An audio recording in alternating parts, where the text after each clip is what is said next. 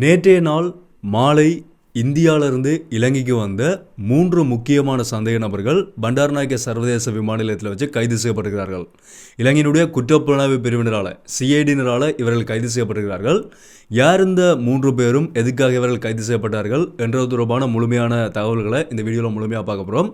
அதே மாதிரி இன்னொரு முக்கியமான விஷயம், இப்போ எங்கள் நாட்டுக்குள்ளே ஒரு பெரிய ஒரு பேசு பொருளாக மாறி போய்கொண்டிருக்கிற செம்மணி மனித புதைகுழி. ஒவ்வொரு நாளும் இந்த செம்மணி தொடர்பாக வரக்கூடிய தகவல்களை பார்க்கும்போது, மீட்பு பணிகளிலிருந்து வரக்கூடிய தகவல்களை பார்க்கும்போது மிகப்பெரிய ஒரு அதிர்ச்சி அளிக்கக்கூடிய தகவல்களாக தான் வெளியே வந்து இருக்குது. அந்த அப்டேட்ஸ் என்னன்றதையும் இந்த வீடியோவில் தெளிவாக முழுமையாக பார்க்கலாம். ஸோ அந்த 2 விஷயங்களை பற்றி தான் இந்த வீடியோவில் தெளிவாக முழுமையாக பார்க்க போகிறோம். என்ன விஷயம் மட்டும் உண்டா முதல்ல இருந்தே பார்க்கலாம். அனைவருக்கும் வணக்கம், நான் உங்கள் BK கரிகாலன். அதனோட பார்க்குறதுக்கு முதல் என்னுடைய சேனலுக்கு இப்போ தான் யாராவது புதுசாக வந்து பார்த்து கொடுத்தீங்கன்னு சொன்னால் தொடர்ச்சி அப்டேட்ஸுக்கு சப்ஸ்கிரைப் பண்ணி அந்த பெல் ஐக்கனை கிளிக் பண்ணி ஆல் ஆப்ஷன் வச்சுக்கொள்ளுங்க. அப்போ நான் அப்லோட் பண்ணுற வீடியோஸ் எல்லாமே தொடர்ச்சி அவங்களுக்கு கொடுங்க நோட்டிஃபிகேஷன்ஸாக வரும். அதே மாதிரி யாராவது நான் பர்சனலாக ஃபாலோ பண்ணிச்சிங்கன்னு சொன்னாலும் இன்ஸ்டாகிராமில் போய் BK கரிகாலன் சர்ச் பண்ணிங்கன்னு சொன்னால் ப்ரிஃபரும் எங்கள் மாதிரி ஃபாலோ பண்ணிக்கொள்ளுங்க.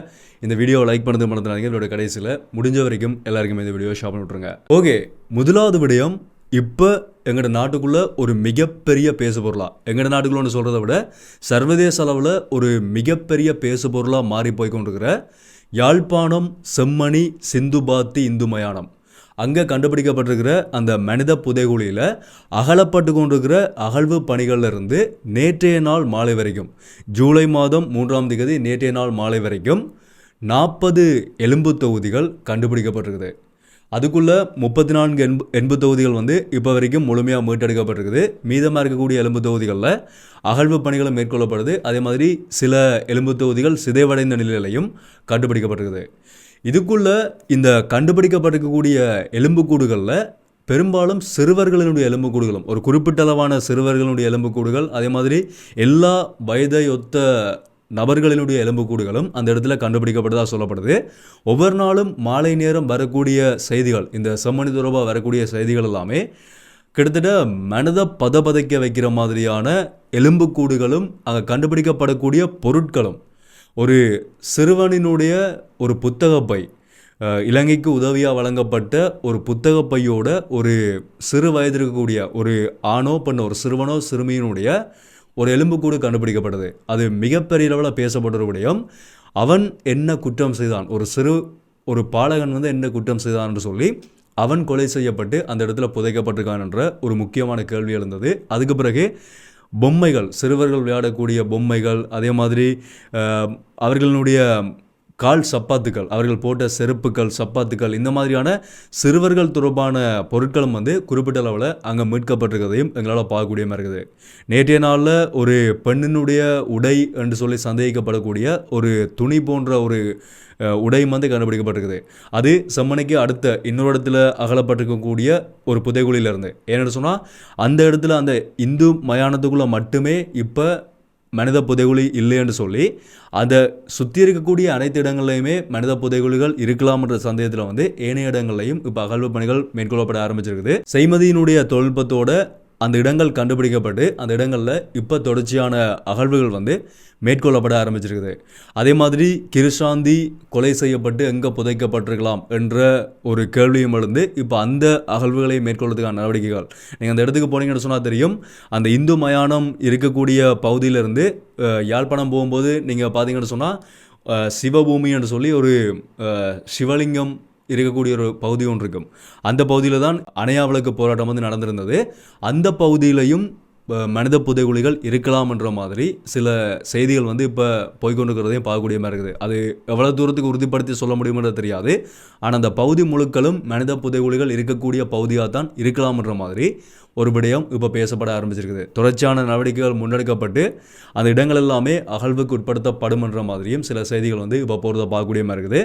ஆனால் இதில் இன்னொரு நாங்கள் பார்க்க வேண்டிய விஷயம் என்னென்னு சொன்னால், இப்போ அகழ்வு பணிகள் முன்னெடுக்கப்பட்டு கொண்டு இருக்குது. இது துரிதப்படுத்தப்பட்டால் தான் மழை காலத்துக்கு முதல் அந்த எலும்பு தொகுதியில் வந்து கண்டுபிடிக்க முடியும். அப்படி இல்லைன்னு சொன்னால் மழைக்காலம் ஆரம்பிச்சிட்டுன்னு சொன்னால் அது பெரிய ஒரு சிரமமான பணியாக போயிருமன்றபடியாக எவ்வளோ வேகமாக முடியுமோ அவ்வளோ வேகமாக இந்த செயல்பாடுகள் முன்னெடுக்கப்பட்டால் தான் ஏனைய இடங்களில் இருக்கக்கூடிய எலும்பு தொகுதிகளும் கண்டுபிடிக்கப்படலாம் என்ற மாதிரியும் இப்போ எங்களால் பார்க்கக்கூடிய மாதிரி இருக்குது. இதுக்குள்ளே இந்த கண்டுபிடிக்கப்படக்கூடிய எலும்புக்கூடுகள் எல்லாமே இந்த படுகொலை செய்தவர்களுக்கு வந்து மிகப்பெரிய ஒரு நடுக்கத்தை தான் ஏற்படுத்தியிருக்குது. அந்த நடுக்கத்தின் காரணமாக என்னவோ தெரியல, அங்கே ஒரு தேரர் ஒருத்தர் இருந்து சொல்லி கொண்டிருக்கிறார், அங்கே கண்டுபிடிக்கப்பட்டது எல்லாமே இராணுவத்தினருடைய எலும்புக்கூடுகள் தான், அது தமிழ் மக்களினுடையது கிடையாது, சும்மா அதை வச்சு யாருமே பெருசாக அதை பேச வேணாம், இதெல்லாமே இராணுவத்தினருடைய எலும்புக்கூடுகள் தான் என்று சொல்லி. எந்த இராணுவத்தில் ஒரு 6-7 வயது இருக்கக்கூடிய சிறுவன் இருந்தான்ன்றது தெரியலை. ஏன்னு சொன்னால் இதில் வரக்கூடிய கேள்விகளை தான், அவர்கள் எப்படிப்பட்ட பயங்கரவாதிகள் என்று சொல்லி அங்கே சுட்டு கொலை செய்யப்பட்ட அந்த இடத்துல புதைக்கப்பட்டார்கள் என்றதான் இங்கே இருக்கக்கூடிய ஒரு முக்கியமான ஒரு கேள்வி உண்டு, ஒரு நீதிக்கான ஒரு கேள்வி. எப்படி இவ்வளவு சிறு பாலகர்கள் எல்லாமே அங்கே கொன்று புதைக்கப்பட்டார்கள்ன்றது தான் இங்கே இருக்கக்கூடிய எங்களுக்கு வரக்கூடிய ஒரு முக்கியமான ஒரு கேள்வியாகவும் இப்போ எங்களால் பார்க்கக்கூடிய மாதிரி இருக்குது. அவர்களுடைய வளமையான செயல்பாடுகளே அதுதான்றதும் எங்களுக்கு தெரியும். இருந்தாலும் இவ்வளவு ஆதாரங்களோடு வரும்போதும் இப்போவும் அதே மாதிரியான கருத்துக்களை சொல்லிக் கொண்டிருக்கிறார்கள்னு சொன்னால் இதுக்கு மேலே அவர்களை பற்றி என்ன சொல்கிறன்றது எங்களுக்கு சரியாக தெரியலை. இப்போ இருக்கக்கூடிய இந்த புதிய அரசாங்கம் இந்த செம்மணி புதைகுழி தொடர்பாக எந்த விதமான பாரபட்சமும் இல்லாத சரியான நீதியை நாங்கள் பெற்றுக் கொடுப்போம், அதுக்கான முழுமையான ஆதரவை எங்களோட அரசாங்கம் கொடுக்கும்னு சொல்லி அரசாங்கத்தாலையும் ஒரு விடயம் சொல்லப்படுகிறது. அவர்களும் ஒரு போராட்ட இயக்க வழியில் வந்த ஒரு அரசாங்கம் என்றபடியாக எங்களுக்கும் படுகொலைகள் நடந்திருக்குது, எங்களினுடைய போராட்டத்தில் இருந்தவர்களும் படுகொலை செய்யப்பட்டிருக்கிறார்கள். அதனால் இந்த தமிழ் மக்களினுடைய படுகொலையும் எந்த ஒரு பாரபட்சமும் இல்லாமல் சரியான முறையில் விசாரிக்கப்பட்டு அதுக்கான செயல்பாடுகள் முன்னெடுக்கப்படும் என்று சொல்லி ஒரு நம்பிக்கையை கொடுத்திருக்கிறார்கள். அந்த ஒரு நம்பிக்கையும் ஓரளவுக்கு இப்போ தமிழ் மக்கள் மத்தியில் இருக்குன்ற மாதிரி பார்க்கப்படுது. தொடர்ச்சியாக பார்ப்போம். அடுத்த கட்டமாக எதிர்காலத்தில் என்ன நடக்கும்ன்றதை சொல்ல முடியாது தானே. எதிர்காலத்தில் பார்த்தோம்னு சொன்னால் தான் அதை எங்களால் உறுதிப்படுத்தி பார்க்க முடியுமன்றதையும் இதில் எங்களால் தெரிஞ்சு கொள்ளக்கூடிய மாதிரி இருக்குது. ஸோ இதுதான் இப்போ வரைக்கும் செம்மணி தொடர்பாக வந்திருக்கக்கூடிய தகவல்கள். இது முதலாவது விடயம். 2வது விஷயம் என்னென்னு சொன்னால், நேற்று மாலை ஜூலை மாதம் 3ஆம் தேதி மாலை இந்தியாவிலிருந்து இலங்கையினுடைய கட்டுநாயக்க விமான நிலையத்துக்கு வந்த 3 முக்கியமான சந்தேக நபர்கள் இலங்கையினுடைய குற்றப்புலனாய்வு பிரிவினரால் சிஐடியினரால் விமான நிலையத்தில் வச்சு கைது செய்யப்பட்டிருக்கிறார்கள். என்ன காரணத்துக்காக இந்த 3 பேருமே கைது செய்யப்பட்டார்கள் என்று சொல்லி போலீசாரால் வெளியிடப்பட்டிருக்கக்கூடிய தகவல் என்னென்னு சொன்னால், இவர்கள் 3 பேருமே போதைப்பொருள் நிதி மோசடி இந்த குற்றச்சாட்டுகளின் கீழே தான் கைது செய்யப்பட்டிருக்கிறார்கள். ஏற்கனவே இலங்கைக்குள்ள இந்த போதைப்பொருள் கடத்தல், நிதி மோசடி, பொய்யான ஸ்கீமில் பண மோசடி செய்த குற்றச்சாட்டில் குற்றம் சாட்டப்பட்டவர்கள் அவர்கள் இந்தியாவுக்கு தப்பி போயிருந்த இடத்துல திரும்ப இலங்கைக்கு வரும்போது இப்போ கைது செய்யப்படுகிறார்கள். இந்தியாவில் ஏற்கனவே கைது செய்யப்பட்டோ இல்லாட்டி இலங்கைக்கு வரும்போதோ இப்போ இலங்கையினுடைய குற்றப்புலனாய்வு பிரிவினரால் நீண்ட காலமாக தேடப்பட்டு இப்போ கைது செய்யப்பட்ட நபர்களாக தான் இவர்கள் சொல்லப்படுறார்கள். இந்த 3 பேரில் ஒருத்தர் தமிழர், ஒரு தமிழ் நபர் உட்பட தான் இந்த 3 பேருமே கைது செய்யப்படுகிறார்கள்.